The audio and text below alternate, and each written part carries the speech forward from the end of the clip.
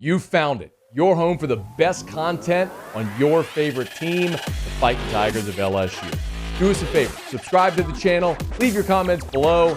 Be sure to smash that like button.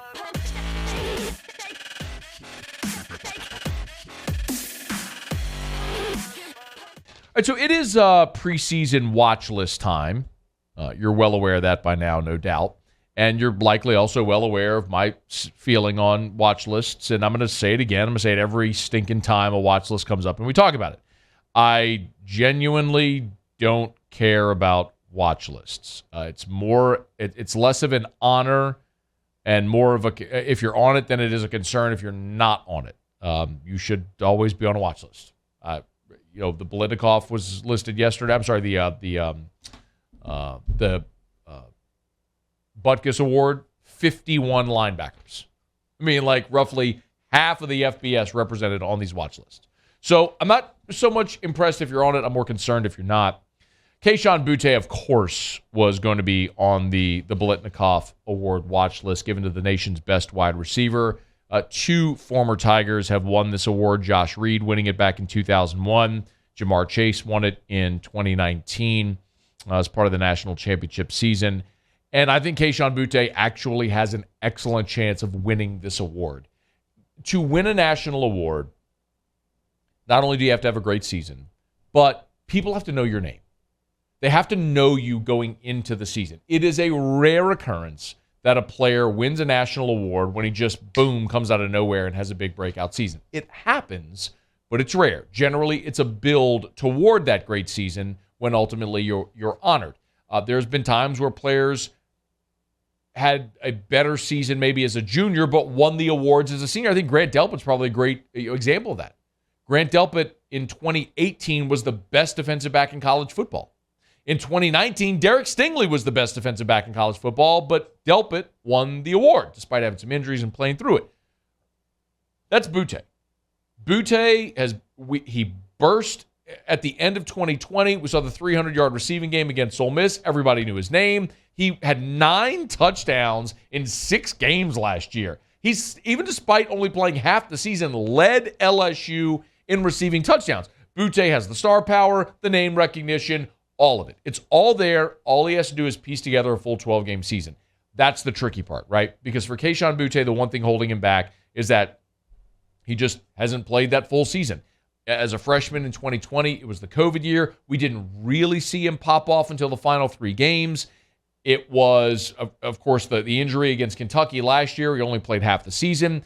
But if Kayshon Boutte puts together a full 12-game season in this offense, Kayshon Boutte will be a finalist for the Biletnikoff and I think has a phenomenal chance of winning it. It's worth mentioning, last year, Jordan Addison won the Biletnikoff while a receiver at Pitt. He transferred this year to Southern Cal, so he'll be catching passes from Caleb Williams in that in Lincoln Riley's offense, which is wide open, and there's going to be a great chance that he wins it again, potentially. There's no reason I think he wouldn't. Oddly enough, Pitt has had 3 Biletnikoff Award winners.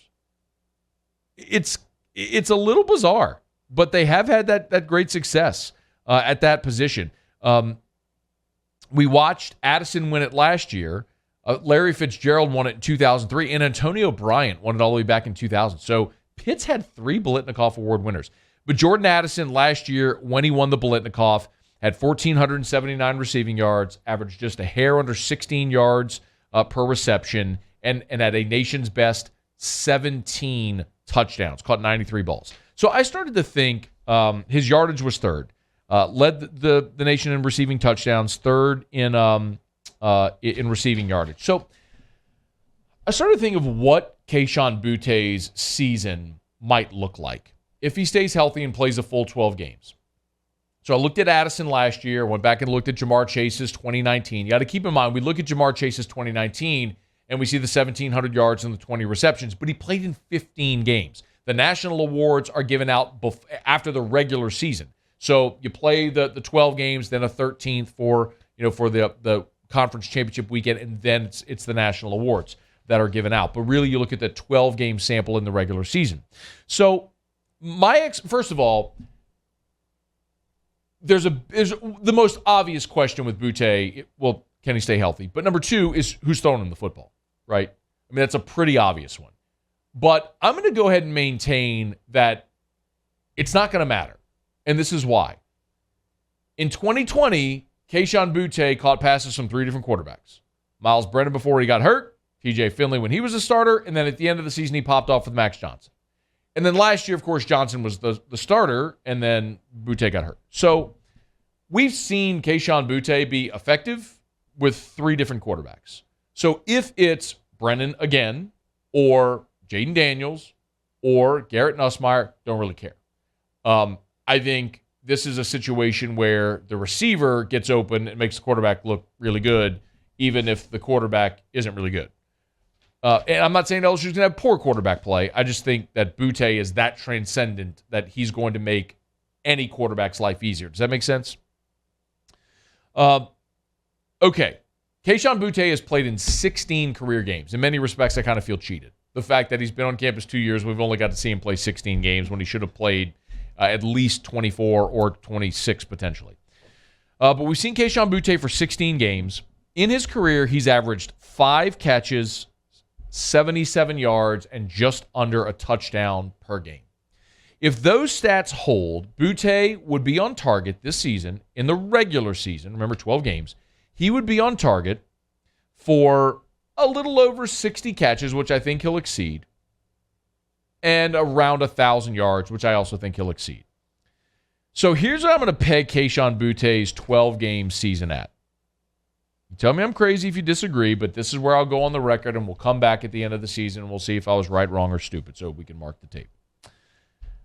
I think Kayshon Boutte will have 75 catches for 1,100 yards. And this is the one that's challenging for me because he had 9 touchdowns last year through 6 games. He would be trending toward 20. But I'm also a little leery in this offense to put that number too high, so I would put him at 12 touchdowns in the regular season, averaging just at 1 a game. So 75 catches, 1,100 yards, 12 touchdowns in the regular season for Kayshon Boutte. I don't know if that's going to be good enough to win the Biletnikoff, but here's what I would point out. Jamar Chase, in 12 games in 2019, had 70 catches. Now, he was at, on those 70 catches, he was at 1,457 yards. The guy averaged 20 yards a catch. Do you realize how just absurd that is? Jamar Chase averaged 20 yards a catch. Every time they threw him the ball, it went for 20 yards. That is so stupid. And he had 17 touchdowns. Now, he would finish the season with over 1,700 yards and 20 touchdowns because they would play Georgia. He actually didn't have a great game against Oklahoma. Of course, Justin Jefferson had like 6 touchdowns in that game. Did Jefferson have 6? He had 5, 4. I lost count. He had 4 in the first half. He had 4 in the first half. Burrow threw for like 8, I think, like 7 or 8, whatever it was. But then Jamar Chase went off for 220 in the Natty. He was going against a first-round pick and went off for 220 in the Natty. So stupid. They were so good. They were so good. Oh, my God. He was so stinking good. It was unfair. I'm just thinking about it again. Like, I looked at this number. I'm like, 70 catches for 1,457 in the regular season. He averaged 20 yards a reception. Anyway, and 17 touchdowns. That was Chase's regular season. I think Boutee in that 70-75 receiving yards, if that yards per game average goes up a little bit, you get toward what Addison had last year at 1,479, which is right around what Chase was.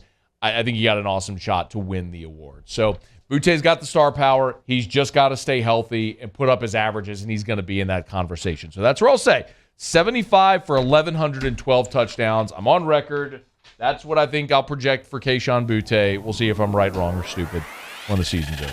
Hey, thanks so much for watching. Please leave your comments. I love to interact. And be sure to hit the red subscribe button below.